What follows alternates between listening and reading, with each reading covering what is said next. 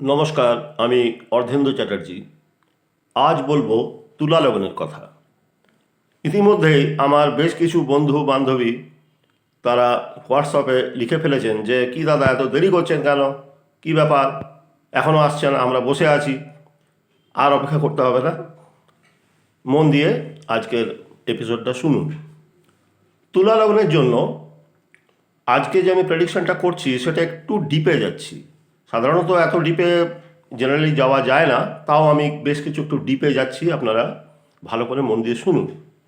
সাধারণত তুলা লগ্ন অত্যন্ত লেভেল হেডেড হয়। তুলা লগ্ন মানে হচ্ছে দাঁড়িপাল্লা। তো দাঁড়িপাল্লার মানে কি, এটা সিম্বলাইজ করে মেরিট অ্যান্ড ডিমেরিট। তুলা লগ্নের লোকেরা আমার মতন হট করে যেমন রেগে টেগে যান না সিংহ লগ্নের মতো বা মেষ লগ্নের মতো, তারা খুব লেভেল হেডেড হন। অর্থাৎ তারা প্রতিটি ঘটনার প্লাস এবং মাইনাস পয়েন্টগুলো আগে ভালো করে জাজ করেন, চিন্তা ভাবনা করেন, তারপরে সঠিক সিদ্ধান্ত নেন। এটা গেল। তো তুলা লগ্নে এমনিতেই আমার একটা খুব প্রিয় লগ্ন, কারণ তুলা লগ্নের মালিক শুক্র হতে পারে এবং এদের শনি তুঙ্গ হয়, অর্থাৎ এদের মধ্যে ধৈর্য, স্থৈর্য, ম্যাচুরিটি অত্যন্ত বেশি। একটা বাচ্চা মেয়ে তুলা লগ্ন হতে পারে, আপনি কিন্তু দেখবেন তার যে কথা বলা, তার যে চিন্তা ভাবনা, সেগুলো একদম ওয়েল ম্যাচিওর্ড, ওয়েল অ্যাডভান্সড। সুতরাং যদি যে কোনো লগ্নেই হন না কেন, যদি কখনো কোনো বিপদে পড়েন, তুলা লগ্নের মানুষের কাছে পরামর্শ নিতে পারেন, তারা কখনো ভুলভাল অ্যাডভাইস আপনাকে দেবেন না।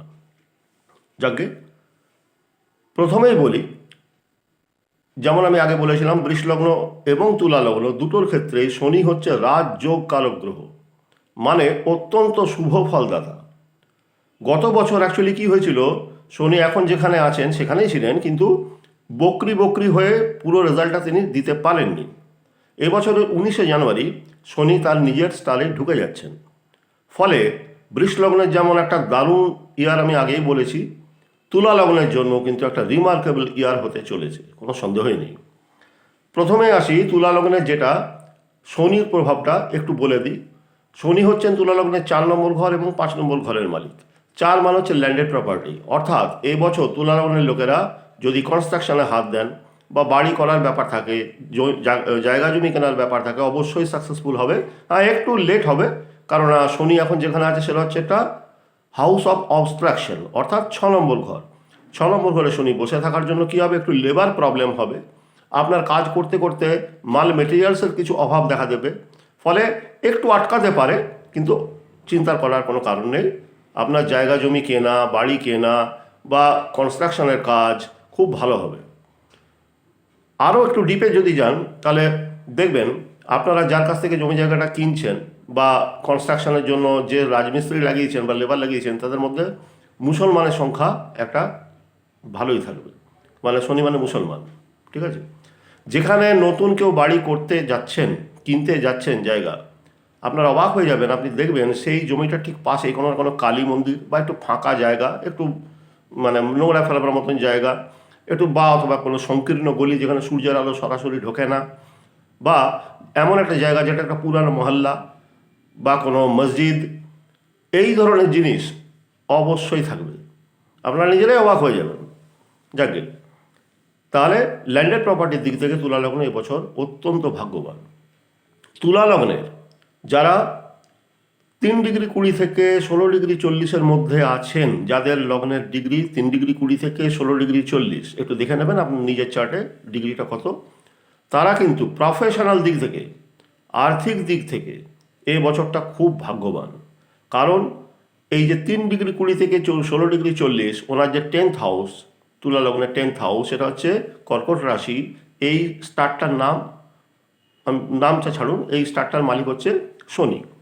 তাহলে শনি যেহেতু এবছর অত্যন্ত ভালো পজিশনে আছে, তাহলে আর্থিক দিক থেকে যে সমস্ত কাজ গত বছর হয়নি, যে সমস্ত টাকা আটকে বসে আছে, ঠিক মতন বিজনেসটা রান করছে না, শুধু খরচাই হয়ে যাচ্ছে, এই সব জিনিসগুলো এবছর কিন্তু পাবেন না।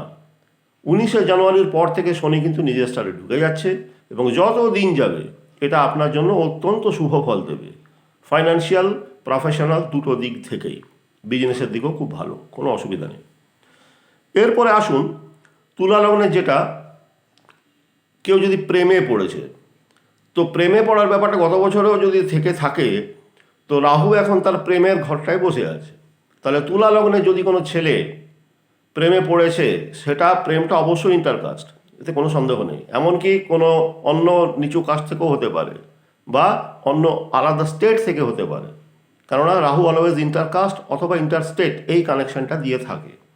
ফলে প্রেমে যারা পড়েছেন তাদের এটা ম্যারেজের দিকে কনভার্ট হয়ে যেতে পারে। ঠিক আছে, এইবার আসুন হেলথের দিকটা।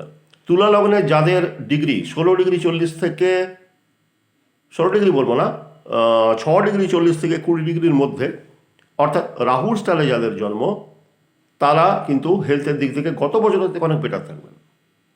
গত বছরটা খুব একটা ভালো যায়নি আমি জানি, এবছর কিন্তু অনেকটাই ভালো থাকবেন। যেহেতু 5th হাউসে রাহু আছে বটে, কিন্তু প্রথম 5 মাস রাহুর নড়বার চড়বার কোনো ক্ষমতা নেই।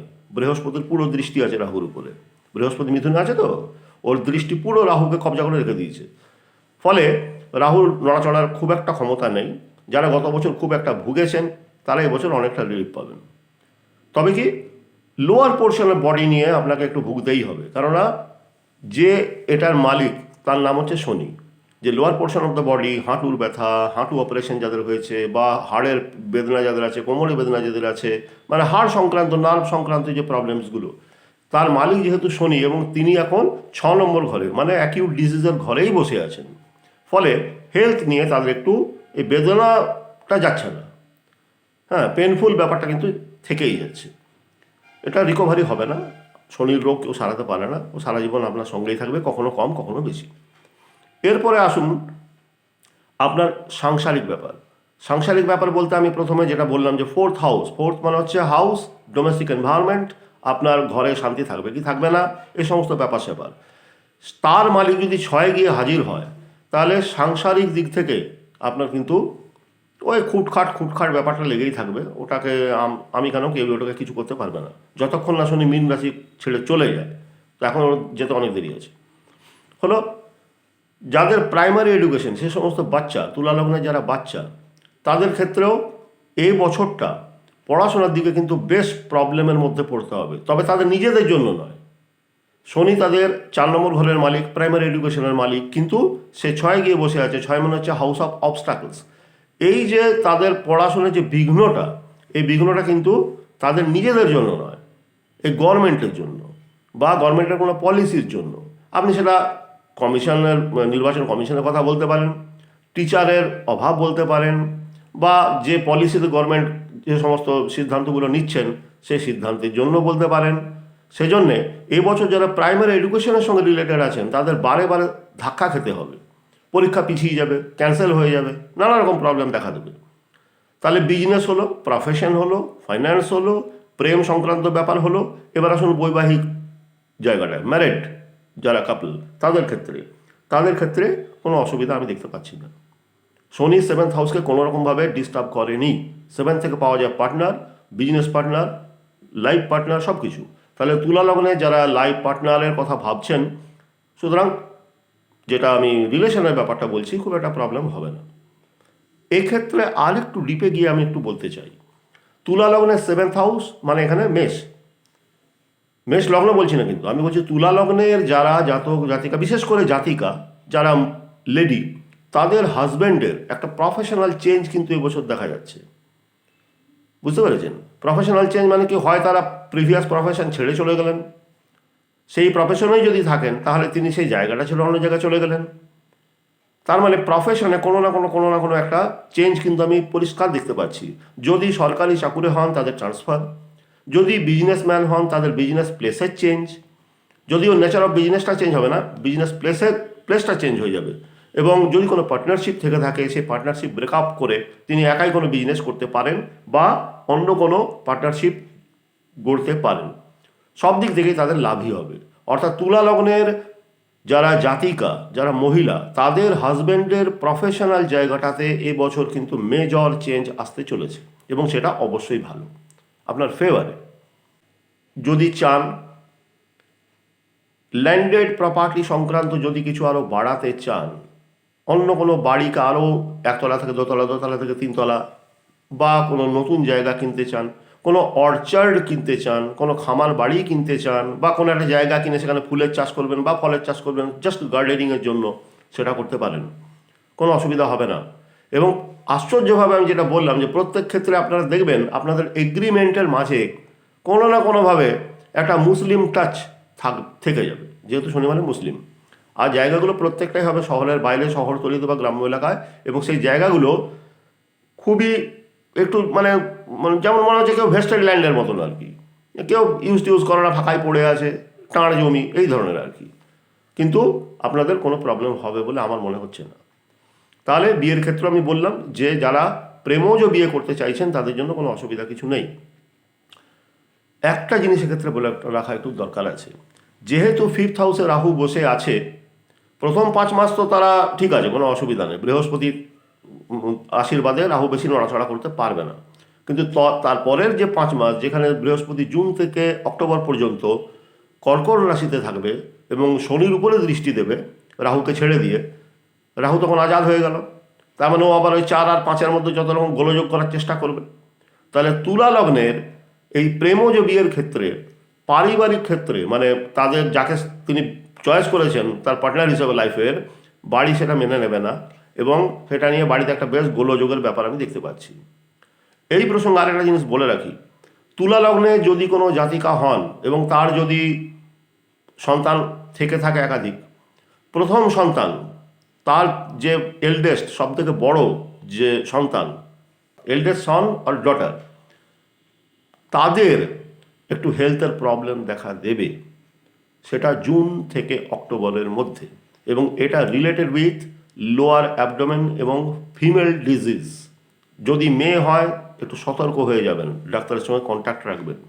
আবার বলছি, বুঝতে যদি অসুবিধা হয়, তুলা লগ্নের কোনো মহিলার একাধিক সন্তান আছে, তার যে সবথেকে বড় সন্তান সে যদি মেয়ে হয়, তার ক্ষেত্রে কিন্তু জুন থেকে অক্টোবর এই সময়টা হেলথের দিকে যথেষ্ট প্রবলেম আসবে, এটা কিন্তু মাথায় রাখবেন।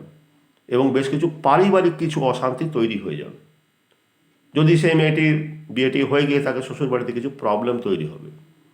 আর এরপর আরেকটা জিনিসই বলা যেতে পারে, যেটা লাস্ট নট বাট লিস্ট, সেটা হচ্ছে যেহেতু শনি আপনাদের সব থেকে, মানে যে লোকটাকে আমরা সব থেকে ভয় পাই শনি, তো সেই শনি যদি আপনার ফেভারে থাকেন তাহলে আপনাকে আর আটকাবে কে? অসুবিধার কিছু নেই, নিশ্চিন্তে থাকুন। এমনকি শনি কেতু দুটো লোককে খুব ভয় পাই আমরা, শনি তো ডেঞ্জারাস, প্লাস কেতুও মোস্ট মিস্টিরিয়াস প্ল্যানেট। সেই কেতু আপনার 11th হাজির হয়ে গেছে, 11th যে কোনো গ্রহ ভালো ফল দেয়। সুতরাং মোদ্দা কথা সব মিলিয়ে যদি বলতে হয়, বৃষ লগ্নের মতোই তুলা লগ্ন এই বছরটা একটা অত্যন্ত আনন্দদায়ক একটা বছর হতে চলেছে। নিশ্চিন্তে থাকুন, ভালো থাকুন, আর ভগবান গণেশের শরণাপন্ন হতে পারেন, বা আপনার যে যার আরাধ্য দেবতার কাছে যেতে পারেন। ভুল করেও শনি মন্দির যাবেন না, ভুল করেও শ্মশান কালীর মন্দির যাবেন না বা পুজো দেবেন না। এটাই আমার একমাত্র বলা, তার বিষয়ে আর কিছু বলার নেই। ভালো থাকুন। কাল আমি আবার ফিরে আসবো বৃশ্চিক লগ্ন নিয়ে। নমস্কার।